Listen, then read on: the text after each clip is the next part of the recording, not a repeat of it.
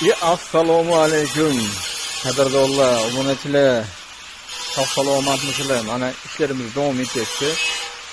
Xo'p, anchadan beri, 3 kundan beri ishga qo'ya olmayaptik. Xo'p, 2010 nechidir mashina va bu qilganni tayyorlab bo'ldik.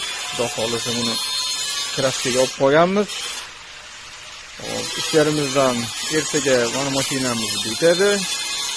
Yani 2006-2007 yıl bu klientimizga transfer ertaga o'zimizga minimalyarga kiradi. 2016 ketildi. Hop, yangi mashina olib qo'yganmiz yana. Bugun olib qoldik. Xudo xolasa mana. Hop, shuni ham labo qilib beramiz, akalarim. Holatlari achinarli. Kimdir mashinasi bir esdalikka bir ko'rsa